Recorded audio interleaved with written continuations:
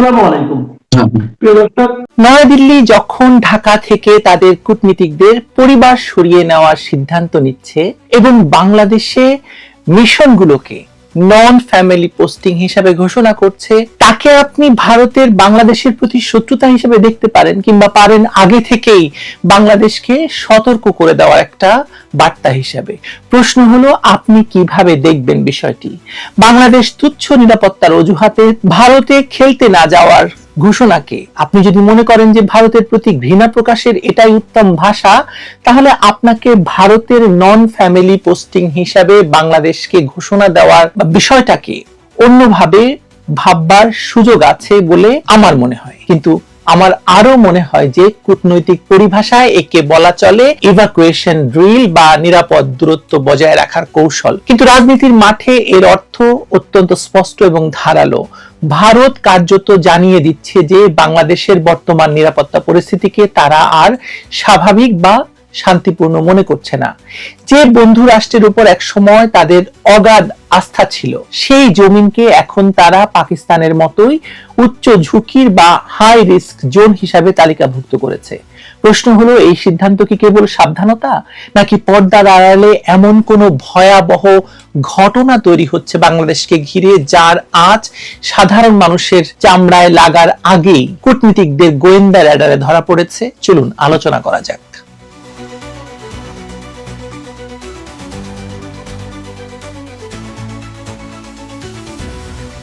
দিল্লির এই সিদ্ধান্তের মনস্তত্ত্ব বোঝা জরুরি। যখন কোনো রাষ্ট্র তার কূটনীতিকদের পরিবারকে ফিরিয়ে নেয়, তখন ধরে নিতেই হয় যে আস্থার পারদ তলানিতে ঠেকেছে।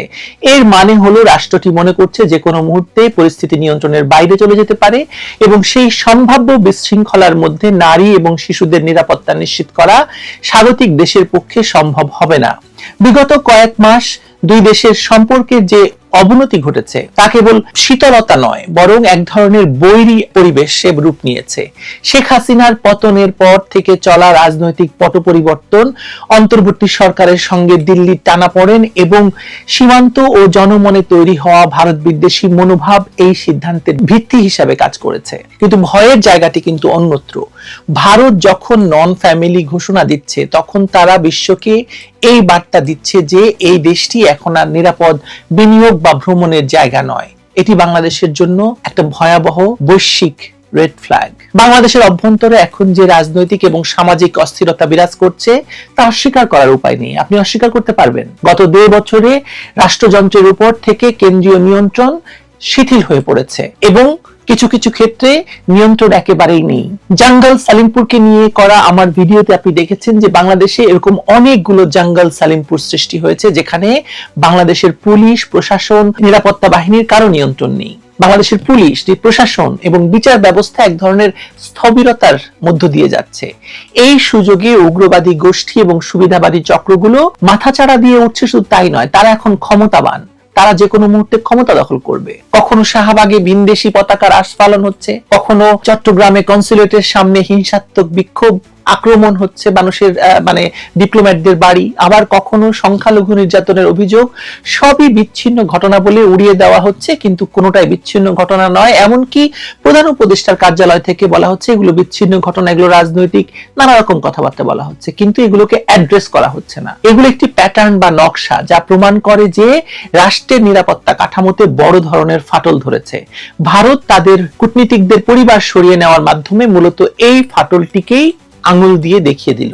তারা জানে যে আগুনের ধোঁয়া এখন দেখা যাচ্ছে, তার নিচে প্রচুর দাহ্য পদার্থ জমে আছে, যে কোনো মুহূর্তে বিস্ফোরণ ঘটবে।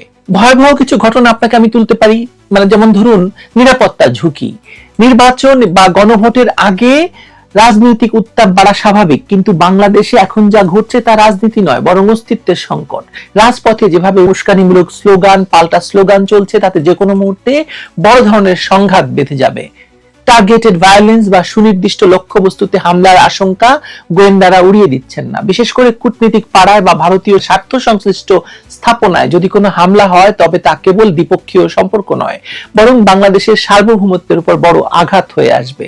দ্বিতীয়ত, অর্থনৈতিক বিপর্যয়। নিরাপত্তা শঙ্কার অজুহাতে যখন কূটনীতিকরা পরিবার মানে সরিয়ে নেন, তখন বিদেশি বিনিয়োগকারীরাও তাদের পুঁজি গুটিয়ে নিতে শুরু করবেন নিশ্চিত। ইতিমধ্যে পশ্চিমা দেশগুলো তাদের নাগরিকদের চলাচলে সতর্কতা জারি করেছে। বাণিজ্যের প্রিমিয়াম বাড়ছে, এলসি খুলতে জটিলতা হচ্ছে। এভাবে চলতে থাকলে দেশটি একটি অর্থনৈতিক ব্ল্যাক হোল বা গহ্বরে পরিণত হতে পারে, যেখান থেকে ফেরা মুশকিল হয়ে যাবে। সবচেয়ে বিপজ্জনক দিকটি হলো ভূ রাজনৈতিক খেলা। অন্তর্বর্তী সরকারের সময়ে তৃতীয় কোনো পক্ষের ইন্ধনে, পাকিস্তানের কথা সরাসরি বলি, পরিস্থিতি ঘোলাটে করার চেষ্টা একদম স্পষ্ট। ইতিহাসের দিকে তাকালে দেখা যায় লিবিয়া বা সিরিয়ার মতো দেশগুলোতেও সংঘাতের শুরুতে কূটনীতিকদের পরিবার সরিয়ে নেওয়া হয়েছিল। যদিও বাংলাদেশের পরিস্থিতি সেই পর্যায়ে গেছে কিনা তা নিয়ে আপনি তর্ক করতে পারেন, কিন্তু প্যাটার্নটা একই রকম। রাষ্ট্র যখন তার নিজস্ব নাগরিকদের নিরাপত্তা দিতে ব্যর্থ হয়, তখন বাইরের শক্তিগুলো সেই দুর্বলতার সুযোগ নেয়। বাংলাদেশে এখন যে ধরনের মব জাস্টিস বা এই সংস্কৃতি চালু হয়েছে, তাতে কেউই নিরাপদ বোধ করছে না। আইন নিজের হাতে তুলে নেওয়ার এই প্রবণতা যদি কঠোর হাতে দমন করা যেত, তাহলে হয়তো এই গৃহযুদ্ধের মতো ভয়াবহ পরিস্থিতির সৃষ্টি হতো না। অনেকে প্রশ্ন তুলেছেন, ভারত কি অতি প্রতিক্রিয়া দেখাচ্ছে? হতে পারে এটি তাদের চাপ প্রয়োগের কৌশল, কিন্তু মনে রাখতে হবে যে কূটনীতিতে পারসেপশন বা ধারণাটাই আসল। ভারত যদি মনে করে তাদের লোকেরা বা তাদের নাগরিকেরা, তাদের কূটনীতিকরা নিরাপদ নয় বাংলাদেশে, তবে সেই ধারণা ভাঙানোর দায়িত্ব বাংলাদেশের, অন্য কারো নয়। কিন্তু বর্তমান সরকারের আচরণে সেই আস্থার সংকট মোচনের চেয়ে বরং আগুনে ঘি ঢালার প্রবণতা বেশি লক্ষ্য করা যাচ্ছে। ক্রিকেট নিয়ে যে ঘটনা তৈরি হলো, সীমান্তে হত্যা কিংবা ধর্মীয় অসহিষ্ণুতা নিয়ে দুই পক্ষের পাল্টাপাল্টি যে বয়ান পরিস্থিতিকে বারুদের স্তূপের উপর দাঁড় করিয়েছে। একটি দেশলাই কাঠি জাস্ট পুরো সাজানো বাগান পুড়িয়ে দেওয়ার জন্য যথেষ্ট। তবে কি আমরা খাদের কিনারায়? উত্তর হলো, আমরা খাদে পড়ে যাওয়ার আগে শেষ ধাপটিতে দাঁড়িয়ে আছি। ভয়াবহতা এখন অনিবার্য, কিন্তু তা এড়ানোর সময়ও ফুরিয়ে যায়নি, তবে ফুরিয়ে আসছে। যদি আইন শৃঙ্খলা বাহিনী তাদের চেইন অফ কমান্ড পুরোপুরি পুনরুদ্ধার করতে না পারে এবং সরকার যদি উগ্রবাদী আস্ফালনকে কঠোরভাবে দমন না করে, জঙ্গিদের যাদেরকে ছেড়ে দেওয়া হয়েছিল সেই জঙ্গিদের হাতে ক্ষমতা ছেড়ে দিতে না চায়, তাহলে আমরা আগামী দিনে এমন একটা জিনিস দেখতে পারি যা আমাদের কল্পনারও অতীত। ভারতের এই পদক্ষেপকে নিছক শত্রুতা বা ষড়যন্ত্র হিসেবে না দেখে একে রাষ্ট্রের সক্ষমতার উপর অনাস্থা হিসেবে দেখা উচিত আমাদের। যখন ঘরের ভেতর আগুন লাগার সম্ভাবনা থাকে, তখন প্রতিবেশীরা নিজেদের জানালা বন্ধ করে দেয়। ভারত ঠিক সেই কাজটি করেছে। এখন সেই আগুন নেভানোর দায়িত্ব আমাদের। আমরা সেই আগুনে পুড়ে ছাই হব নাকি আগুন নেভাবো, সেটা আমাদের সামনে সবচেয়ে বড় প্রশ্ন। রাজনীতির আকাশে যে কালো মেঘ জমেছে, তা থেকে বৃষ্টি হবে নাকি বজ্রপাত, তা নির্ভর করছে নেতৃত্বের দূরদর্শিতার উপর। কিন্তু দুর্ভাগ্যজনকভাবে দৃশ্যপটে এখন দূরদর্শিতার চেয়ে আবেগের প্রাধান্য বেশি। আর আবেগ দিয়ে রাষ্ট্র চালানো যায় না। বিপ্লব করা যায় হয়তো, কিন্তু এটা বিপ্লব হয় না, হয়েছে সন্ত্রাস। বিপ্লব পরবর্তী বা সন্ত্রাস পরবর্তী সময়ে যদি স্থিতিশীলতা না আসে, তবে তা নৈরাজ্যের জন্ম দেয়। বাংলাদেশ এখন সেই জায়গায় দাঁড়িয়ে আছে। এখান থেকে ফিরে আসার পথ যেমন আছে, তেমনি পতনের পথটি একদম রেডি আছে। নন ফ্যামিলি স্ট্যাটাস যেটা ভারত বলছে হয়তো আগামীকাল উঠে যাবে, কিন্তু যে আস্থার সংকট তৈরি হলো তা কাটাতে হয়তো যুগের পর যুগ লেগে যাবে। আর এই মধ্যবর্তী সময়ে যদি কোনো একটি মিস ক্যালকুলেশন বা ভুল পদক্ষেপ নেওয়া হয়, তবে তার খেসারত দিতে হবে পুরো জাতিকে। এই ভয়াবহ কিছু ঘটতে যাচ্ছে কিনা, যে প্রশ্ন শুরুতে তুলেছি, তার উত্তর আসলে লুকিয়ে আছে আমাদের নিজেদের কর্মকাণ্ডে। পেট্রোল তো ছিটিয়ে রাখা হয়েছে, এখন দেখার বিষয় কে বা কারা এই দেশলাই কাঠিটি হাতে তুলে নেয় এবং আগুন লাগিয়ে দেয়। আপনি দেখতে পাচ্ছেন সরকারের কোনো উদ্যোগ নেই এই আগুন নেবানোর, আগুন উস্কে দেওয়া ছাড়া। নিরাপদে থাকুন সব। বাংলাদেশের সাবেক প্রধানমন্ত্রী শেখ হাসিনা জুলাই আন্দোলনের হত্যাকাণ্ডগুলোর তদন্ত নতুন করে সত্যিকারের নিরপেক্ষভাবে জাতিসংঘের অধীনে করার আহ্বান জানিয়েছেন।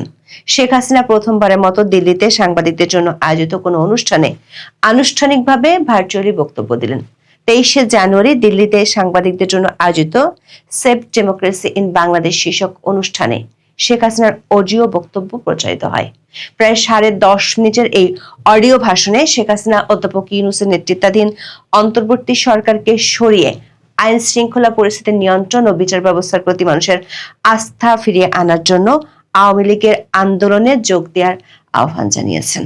দাবি করেছেন ইউনূস সরকারকে না সরানো পর্যন্ত সুষ্ঠু, অবাধ ও নিরপেক্ষ নির্বাচন সম্ভব নয়। এজন্য তিনি সেনাবাহিনীর প্রতিও আহ্বান জানিয়েছেন বিভাজনমূলক কর্মকাণ্ড নির্মূলে সহায়তা করতে। প্রশ্ন হলো, বাংলাদেশের নির্বাচনের ঠিক 20 দিন আগে একদিকে জাতিসংঘ আবার অন্যদিকে বাংলাদেশের সেনাবাহিনী ও দেশের মানুষের প্রতি এমন আহ্বান শেখ হাসিনা কেন জানালেন? আবার তিনি গত কিছুদিন ধরে যে ভোট বর্জনের কথা বলে আসছেন সেটি কেন বললেন না? বিশ্লেষকরা মনে করছেন শেখ হাসিনা দিল্লির বিদেশি গণমাধ্যমগুলোর মাধ্যমে আন্তর্জাতিক অঙ্গনে 5টি পয়েন্ট তুলে ধরেছেন, যেখানে তার কিছুদিন আগে দেয়া ভোট বর্জনের বার্তাটি নেই, বরং তিনি নিরপেক্ষ তদন্ত সহ বাংলাদেশের আইন শৃঙ্খলা পরিস্থিতির চরম খারাপ অবস্থা, সংখ্যালঘু নির্যাতন, সাংবাদিক নিপীড়নের বিষয়গুলো তুলে ধরেছেন এবং এই বিষয়গুলো শুরু হওয়ার জন্য সুনির্দিষ্ট 3টি পক্ষের কাছে বার্তা পৌঁছে দিয়েছেন। আবার তার বার্তার শেষ দিকে পরিষ্কার যে তিনি প্রথমবারের মতো আন্দোলনে নামার ইঙ্গিত দিয়েছেন। আবার এই অডিও ভাষণ প্রচারের কয়েক ঘন্টা আগে ভারতীয় সংবাদ মাধ্যম দ্য প্রিন্টে আওয়ামী লীগ সভানেত্রী একটি দীর্ঘ সাক্ষাৎকার প্রকাশিত হয়েছে। সেখানে তিনি 2024 সালের আন্দোলনের সময় প্রতিটি প্রাণহানির জন্য দুঃখ প্রকাশ করেছেন, তবে সেই সহিংসতার বিচারিক তদন্ত সীমিত করে ফেলা হয়েছে অভিযোগ করে সেজন্য অন্তর্বর্তী সরকারের প্রধান উপদেষ্টা মোহাম্মদ ইউনূসকে দায়ী করেছেন। এই সাক্ষাৎকারে শেখ হাসিনা আসন্ন ত্রয়োদশ সংসদ নির্বাচনে আওয়ামী লীগকে বাদ দেওয়ার সিদ্ধান্তের সমালোচনা করে একে রূপান্তরের মোড়কে কর্তৃত্ববাদ বলেছেন। বিস্তারিত জানতে চলুন যাওয়া যাক বিশ্লেষণে।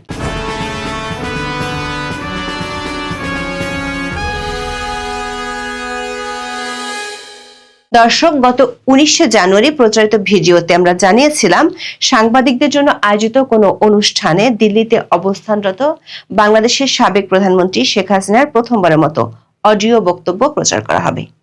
এর মধ্যে সামাজিক মাধ্যমে নানা পক্ষ থেকে গুঞ্জন ওঠে ওই অনুষ্ঠানে শেখ হাসিনা সশরীরে কিংবা ভিডিও বার্তায় বক্তব্য দিবেন। বিশেষ করে গত 17 জানুয়ারি আওয়ামী লীগের 2 সাবেক মন্ত্রী দিল্লিতে এক অনুষ্ঠানে বক্তব্য দেওয়ার পর থেকে বিষয়টি বেশ চাওয়ার হয়, কিন্তু ভারতীয় নিরাপত্তা সংস্থাগুলোর দাবি নিরাপত্তার কারণে শেখ হাসিনার ভিডিও বার্তা বা লাইভ সম্প্রচারের সুযোগ দেওয়া সম্ভব নয়।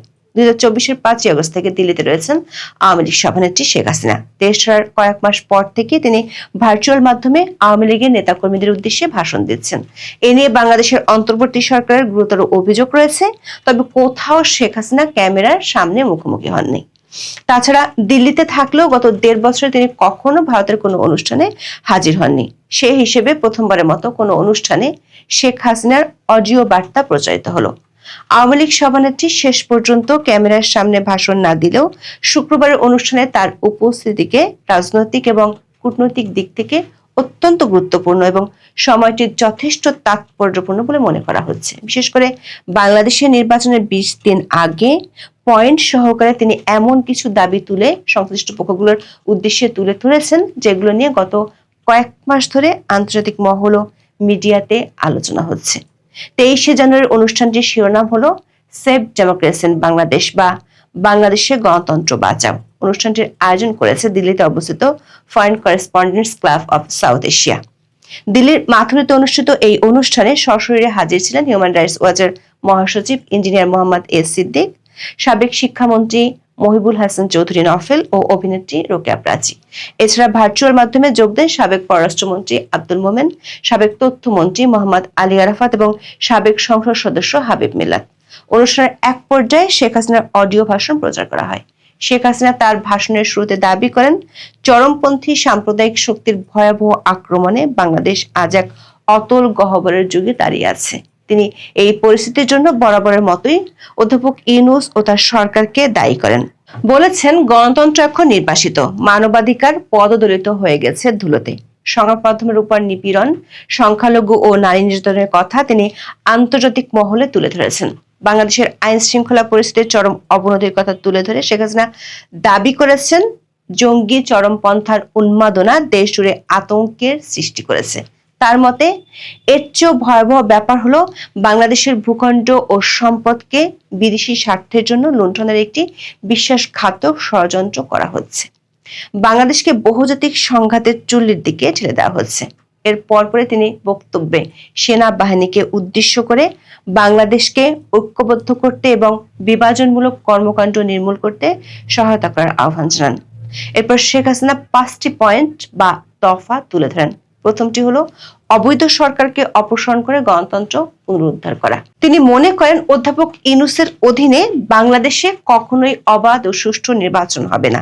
দ্বিতীয়ত, প্রতিদিনের সহিংসতার অবসান ঘটানো ও অর্থনীতিকে উন্নত করা। তৃতীয়ত, ধর্মীয় সংখ্যালঘু গোষ্ঠী, নারী ও মেয়েদের নিরাপত্তা নিশ্চিত করা। চতুর্থত, বিচার ব্যবস্থার প্রতি আস্থা ফিরিয়ে আনা। সবশেষ তিনি জাতিসংঘকে গত বছরের ঘটনাবলী নিয়ে নতুন ও সত্যিকারের নিরপেক্ষ তদন্ত করার আহ্বান জানান। এখানে তিনি দাবি করেছেন বাংলাদেশের মানুষের পাশে আন্তর্জাতিক সম্প্রদায় আছে। বিশ্লেষকরা মনে করছেন শেখ হাসিনার এই ভাষণে প্রথমবারের মতো শুধু আন্তর্জাতিক সম্প্রদায় নয়, বাংলাদেশের সেনাবাহিনী ও দেশের মানুষের উদ্দেশ্যে বার্তা দিয়েছেন। কয়েকদিন আগেও দলের নেতাকর্মীদের উদ্দেশ্যে দেওয়া অডিও বার্তায় ভোট বর্জনের কথা বলেছেন। আওয়ামী লীগের পক্ষ থেকে বলা হচ্ছে নো ভোট নো ভোট। দলটি বলছে ব্যালটে নেই নৌকা, বুথ থাকবে ফাঁকা। দলের সমর্থকরা বলছেন ভোট বয়কট করতে, কিন্তু 23শে জানুয়ারি সাংবাদিকদের উদ্দেশ্যে দেওয়া অডিও ভাষণে তিনি ভোট বর্জনের কথা বলেননি। বলেছেন অধ্যাপক ইউনূসের অধীনে কোনো নিরপেক্ষ ও সুষ্ঠু নির্বাচন সম্ভব নয়। বিশ্লেষকরা বলছেন 2024 সালের 5ই আগস্ট শেখ হাসিনা দিল্লি যাওয়ার পর থেকে তার যে রাজনৈতিক তৎপরতা, সেটিতে 23শে জানুয়ারির পদক্ষেপটি হলো তৃতীয় পদক্ষেপ, যেটি বেশ তাৎপর্যপূর্ণ। প্রথম দিকে শেখ হাসিনা দলের নেতাকর্মীদের উদ্দেশ্যে অডিও বক্তব্য দিতেন। এরপর দ্বিতীয় ধাপে বেশ কয়েকটি আন্তর্জাতিক সংবাদ মাধ্যমে সাক্ষাৎকার দেন। সব সাক্ষাৎকারই তার মূল কথা আওয়ামী লীগকে নির্বাচনে অংশ নিতে দেওয়া হোক। জনগণ যে দলকে বেছে নেবে তারা সরকার করবে, কিন্তু শেখ হাসিনা ও তার দলের নেতাকর্মীদের সরাসরি ভারতে অনুষ্ঠান করা কিংবা বক্তব্য দিতে দেখা যায়নি। মাস কয়েক আগে দিল্লিতে জাতীয় প্রেস ক্লাবে একটি সংবাদ সম্মেলন করার কথা ছিল আওয়ামী লীগ নেতাদের। শেষ মুহূর্তে সেটি বাতিল করা হয়। পরে জানা যায় দিল্লির বাংলাদেশ হাইকমিশন এই ব্যাপারে ভারতের পররাষ্ট্র মন্ত্রণালয়ের কাছে আপত্তি জানিয়েছিল। যদিও সরকারিভাবে প্রেস কনফারেন্স বাতিলের সিদ্ধান্ত নিয়ে কোনো পক্ষই বিস্তারিত কিছু জানায়নি। এদিকে 23শে জানুয়ারির অনুষ্ঠানটির আমন্ত্রণ পত্র বিলি শুরু হতেই প্রতিক্রিয়া দেন বাংলাদেশের পররাষ্ট্র উপদেষ্টা তৌহিদ হোসেন। তিনি এক সাক্ষাৎকারে বলেছেন বাংলাদেশ সরকার চায় না শেখ হাসিনা ভারতে বসে বিবৃতি দিক। প্রশ্ন হলো, মাস 6 আগে আওয়ামী লীগ নেতাদের দিল্লির অনুষ্ঠানে শেষ পর্যন্ত সায় না দেওয়া ভারত সরকার কেন শুক্রবার স্বয়ং শেখ হাসিনার অডিও ভাষণ বিদেশি সাংবাদিকদের জন্য প্রচারের সুযোগ দিল? সূত্রগুলো বলছে গত কয়েক সপ্তাহে বাংলাদেশ নিয়ে আন্তর্জাতিক পক্ষগুলোর মধ্যে বেশ কয়েকটি বৈঠক অনুষ্ঠিত হয়েছে। সেসব বৈঠকে যেসব সমঝোতা হয়েছে তার কিছুটা আঁচ মিলে শেখ হাসিনার 23শে জানুয়ারির বক্তব্যে, যেখানে তিনি জাতিসংঘের অধীনে নিরপেক্ষ তদন্তের কথা বলেছেন, ভোট বর্জনের কথা না বলে সেনাবাহিনীর উদ্দেশ্যে বার্তা দিয়েছেন। আবার বলেছেন অধ্যাপক ইউনূসের অধীনে সুষ্ঠু ভোট সম্ভব নয়। বিশ্লেষকরা মনে করেন বাংলাদেশের সাবেক প্রধানমন্ত্রী শেখ হাসিনা প্রথমবারের মতো একসাথে 3টি পক্ষের উদ্দেশ্যে আহ্বান জানালেন এবং এর আগে তিনি এরকম দফা ভিত্তিক কোনো বক্তব্য দেননি, যেখানে শুক্রবারের বক্তব্যে 5টি দফা তুলে ধরেছেন। আবার বক্তব্যের শেষ দিকে আন্দোলনের নামারও ইঙ্গিত ছিল, যেখানে যোগ দেওয়ার জন্য দেশের মানুষকে আহ্বান জানিয়েছেন। দর্শক, এই অডিও বার্তা প্রচারের আগে ভারতের সংবাদ মাধ্যম দ্য প্রিন্টে শেখ হাসিনার বিশাল একটি সাক্ষাৎকার প্রকাশিত হয়, যেখানে আসন্ন ত্রয়োদশ সংসদ নির্বাচনে আওয়ামী লীগকে বাদ দেওয়ার সিদ্ধান্তের সমালোচনা করে একে রূপান্তরের মোড়কে কর্তৃত্ববাদ বলেছেন শেখ হাসিনা। সাবেক প্রধানমন্ত্রী বলেছেন 2024 সালের আন্দোলনের সময় প্রতিটি প্রাণহানির জন্য তিনি দুঃখিত, তবে সেই সহিংসতার বিচারিক তদন্ত সীমিত করে ফেলা হয়েছে অভিযোগ করে সেজন্য অন্তর্বর্তী সরকার প্রধান উপদেষ্টা মোহাম্মদ ইউনূসকে দায়ী করেছেন তিনি। কার্যক্রমে নিষেধাজ্ঞা থাকা রাজনৈতিক দল হিসেবে আওয়ামী লীগের নিবন্ধন স্থগিত করেছে নির্বাচন কমিশন। ফলে আগামী 12ই ফেব্রুয়ারি অনুষ্ঠেয় সংসদ নির্বাচনে প্রতিদ্বন্দ্বিতা করতে পারছে না সবচেয়ে বেশি সময় দেশ শাসন করা দলটি। দ্য প্রিন্টকে শেখ হাসিনা বলেছেন তার দলকে নিষিদ্ধ করা মানে আসন্ন নির্বাচনে কয়েক কোটি বাংলাদেশের ভোটাধিকার কেড়ে নেওয়া। তিনি দাবি করেছেন এ ধরনের একটা পরিস্থিতিতে নির্বাচন হলে তাকে মুক্ত, সুষ্ঠু বা বৈধ বলা যায় না। পছন্দের দল বেছে নেওয়ার স্বাধীনতা ভোটারদের থাকতে হবে। কাউকে ভোটে অংশগ্রহণ থেকে বাদ দেওয়া বা ঘরে ঘরে গিয়ে সহিংসতার হুমকি দিয়ে বিএনপি বা জামাতের পক্ষে ভোট দিতে বাধ্য করা চলতে পারে না। আওয়ামী লীগ সভাপতির দাবি, অন্তর্বর্তী সরকার জানে আওয়ামী লীগকে নির্বাচন করতে দেওয়া হলে তারা বিপুল সমর্থন পেত, এ কারণেই তাদের নিষিদ্ধ করা হয়েছে। লিখিত সাক্ষাৎকারে শেখ হাসিনা বলেন, দেশের সবচেয়ে পুরনো ও জনপ্রিয় রাজনৈতিক দলকে নিষিদ্ধ করে গণতান্ত্রিক বৈধতার দাবি করা যায় না। এটি সংস্কার নয়, রূপান্তরের মোড়কে কর্তৃত্ববাদ। যদিও অধ্যাপক ইউনূস বরাবরই বলে আসছেন, আওয়ামী লীগকে নিষিদ্ধ করা হয়নি, তাদের রাজনৈতিক কার্যক্রম সাময়িকভাবে স্থগিত করা হয়েছে। তবে শেখ হাসিনার ভাষ্য, ওই পার্থক্য অর্থহীন, কারণ তার দল প্রচার চালাতে, সংগঠিত হতে বা নির্বাচনে অংশ নিতে পারছে না। জুলাই আন্দোলন দমনে হত্যাকাণ্ড সম্পর্কে শেখ হাসিনা দাবি করেন, রাষ্ট্রের প্রতিষ্ঠানগুলো রক্ষা এবং প্রাণহানি ঠেকানোর তাগিদ থেকেই তার সরকার তখন কাজ করেছে।